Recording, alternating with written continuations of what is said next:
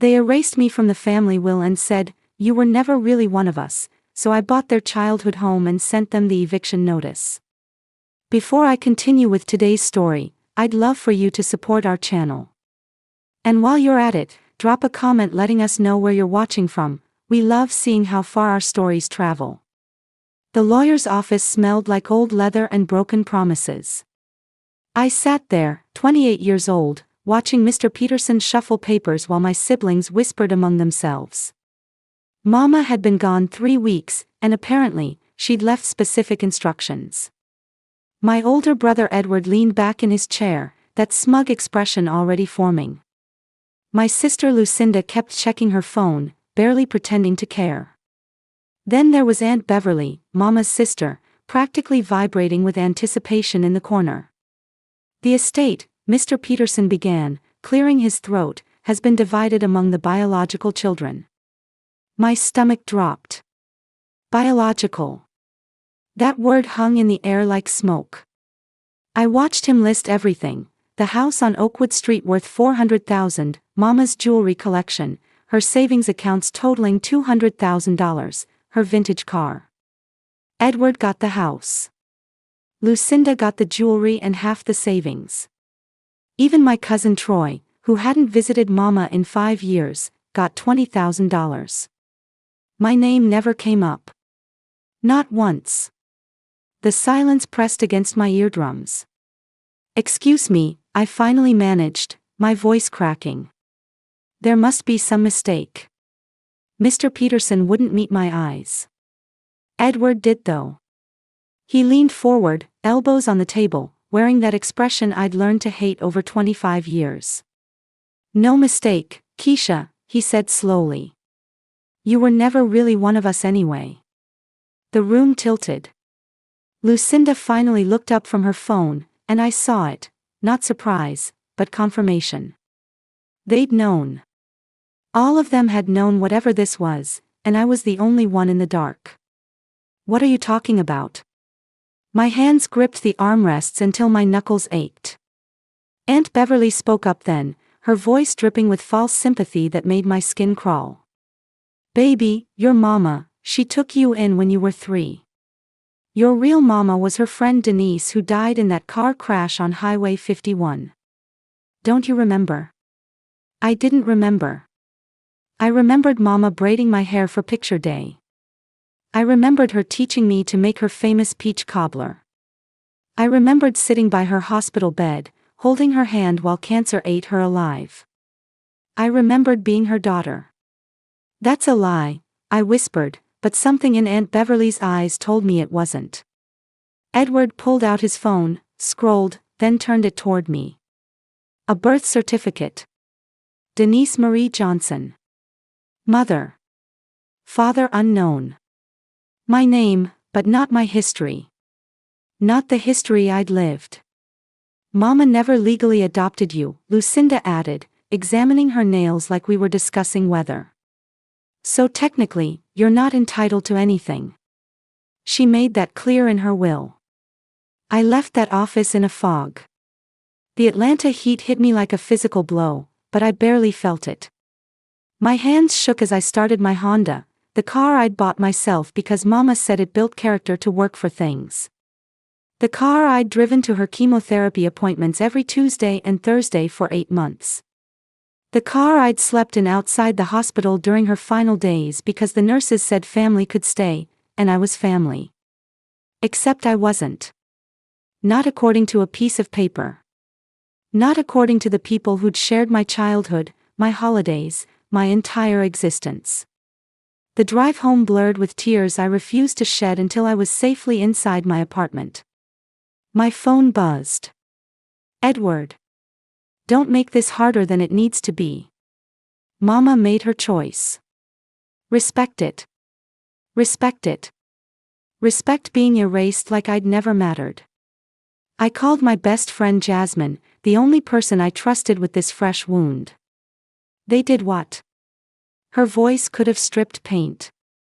"Girl, no. Absolutely not. We're fighting this." But Mr. Peterson had been clear. Without legal adoption papers, Without my name in the will, I had no standing. Mama had chosen her biological children, and that choice was final. I hung up and finally let myself break. The sobs came from somewhere deep, somewhere that remembered every "I love you" that apparently meant nothing. 3 days of crying turned into fury. I called my childhood friend Devin, who'd become a private investigator after his stint in the Marines. "I need you to find everything," I told him. "Birth certificates, adoption records, anything that proves I was her daughter." Devin didn't ask questions, just said he'd start digging. Meanwhile, I started my own investigation. I drove to Mama's house, Edward's house now. The thought made me sick, and knocked on the door. Edward opened it, blocking the entrance with his body. "What do you want, Keisha?" Behind him, I could see boxes. They were already sorting through Mama's things, erasing her presence like she was just stuff to be distributed. "I want to talk. Please. About Mama, about what she really wanted." "She wanted her real family to have what she built," Edward interrupted. "You had 25 years of charity. Be grateful." Charity. That word detonated something inside me. Charity. I took care of her. Where were you when she needed her medication at 3 a.m.? Where were you during the surgeries, the treatments, He slammed the door in my face. I stood there, shaking, then noticed the mailbox. Still stuffed with Mama's mail. I grabbed it, bills, catalogs, and one envelope from First National Bank. Mortgage statement. The house wasn't paid off. Edward had inherited a $400,000 house with $200,000 still owed. Devin called me at midnight, his voice tight with anger. "Keisha, you need to sit down for this." I was already sitting, hunched over my laptop, researching property laws and inheritance rights. "What did you find?"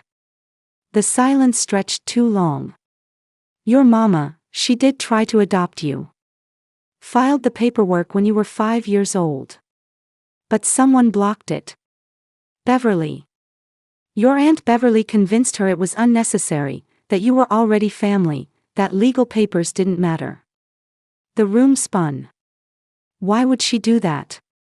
Devin sighed. "Because Beverly knew exactly what she was doing. I found emails, Keisha. Recent ones, from 2 years ago. Beverly was pushing your mama to protect the bloodline. She kept saying the house should stay in the family, that you'd understand. Your mama was sick, vulnerable, and Beverly manipulated her." I couldn't breathe. Aunt Beverly, who'd called me sugar my whole life, who'd made me matching Easter dresses with Lucinda, had systematically erased my legal existence. "There's more," Devin continued. "Edward and Lucinda knew. There's a group text from a year ago. They discussed making sure you weren't in the will. Edward literally wrote, 'She's not blood. We need to protect what's ours.' Lucinda agreed. They planned this, Keisha. While you were caring for your dying mother, they were plotting to take everything." My hands clenched into fists. I thought of every bedpan I'd emptied, every medicine I'd measured, every prayer I'd whispered while Mama slept. I spent the next week becoming an expert in estate law. I learned that in Georgia, you could contest a will based on undue influence. I learned that manipulation of a sick person constituted fraud. I also learned something else. Mama's finances told a story my siblings didn't know I could read. See, I'd handled Mama's bills the last 2 years of her life.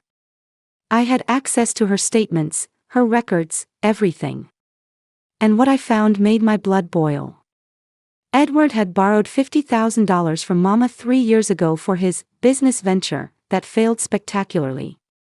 No repayment plan. No interest. Just Mama's retirement fund, gone. Lucinda had used Mama's credit cards for a luxury vacation to Dubai, racking up $30,000 in charges that Mama paid off. Aunt Beverly. She'd convinced Mama to co-sign a loan for $40,000 that Beverly defaulted on, sticking Mama with the payments. Meanwhile, my bank statements showed a different story. Monthly transfers to Mama's account. $2,000 every month for 2 years, helping cover her medical bills and living expenses.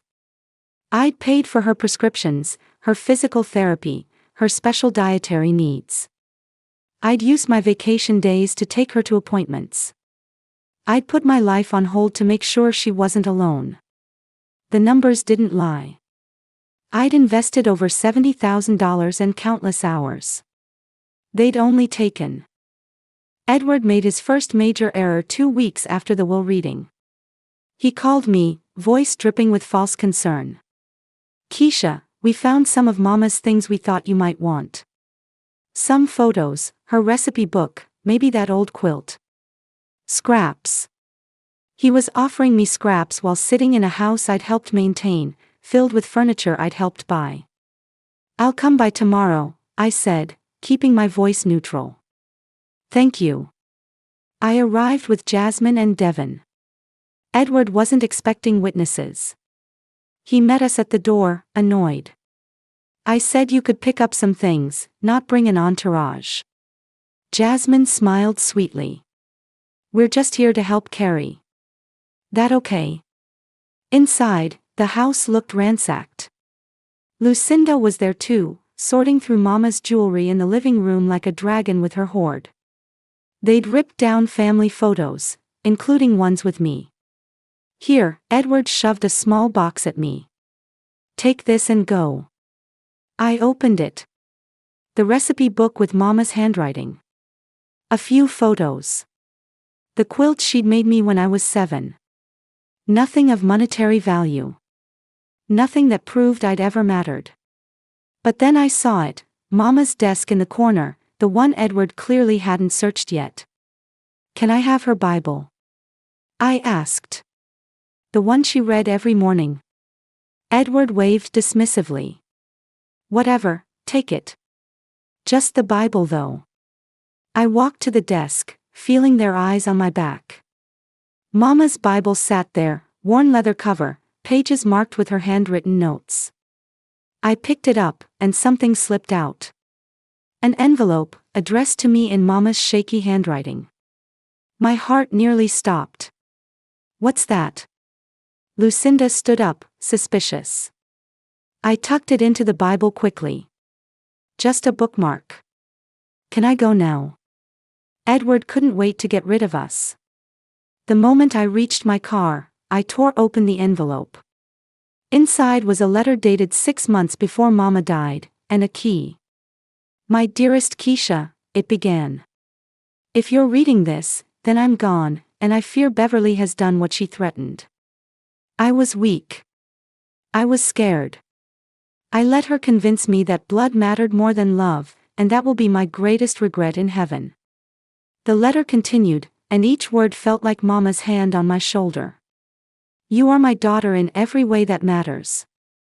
I was so sick, and Beverly kept saying the others would contest anything that included you, that it would tear the family apart. She said you'd understand, that you were strong enough to be okay without an inheritance. But baby, you deserved everything. I'm sorry I was too weak to fight for you when it counted. My vision blurred with tears.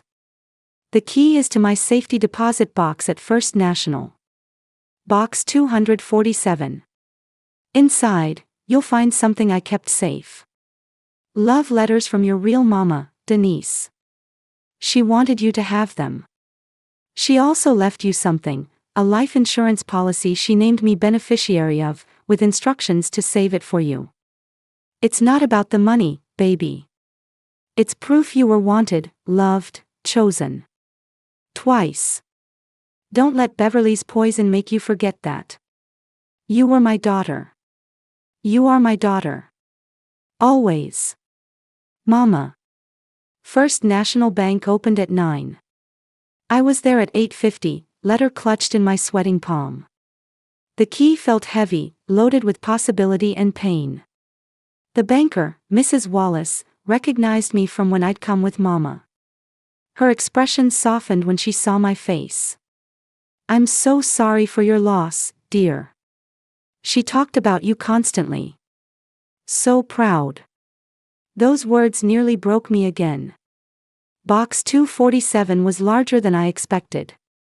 Mrs. Wallace left me alone in the small room, and I opened it with shaking hands. Inside, a bundle of letters tied with ribbon, photos of a young woman who looked startlingly like me, and a life insurance statement. Metropolitan Life Insurance. Beneficiary, Angela Thompson, Mama.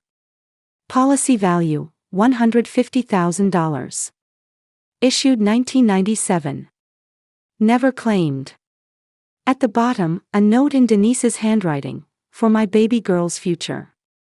Angela, please make sure she gets this. She deserves the world. D. $150,000. Money that was legally mine, that Mama had been holding for me, that Beverly and Edward and Lucinda knew nothing about. But it wasn't the money that made me cry. It was the letters. 23 of them, written by Denise during her pregnancy and my first 3 years. Dear baby girl, today I felt you kick for the first time. You have my eyes, my smile, my stubborn spirit. Angela promised if anything happens to me, she'll love you like her own. You're so lucky. She's the best person I know. I called an emergency meeting with Devin and Jasmine at my apartment.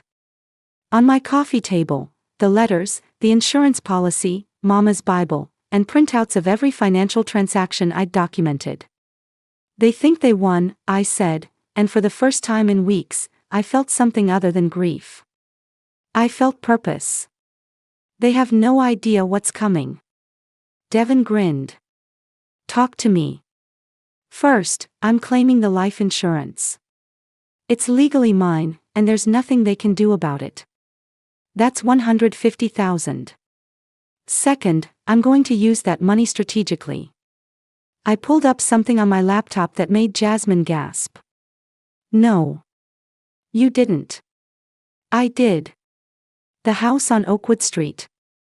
Edward inherited it with a $200,000 mortgage. He's already behind on payments, I checked the public records.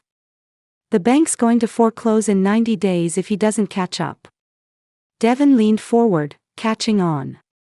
And you're going to buy it? Not directly, obviously. Through an LLC. The bank's already looking for a buyer.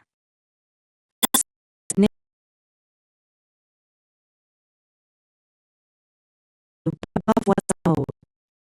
The bank gets because it's quick and clean.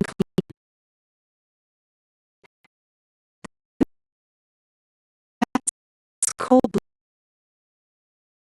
It makes me for the family. 6 weeks to LLC. PM properties. Named after me, my mother. Named after me, my mother.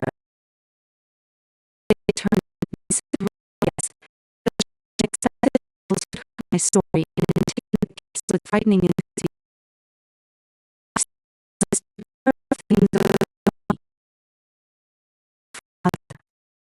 That special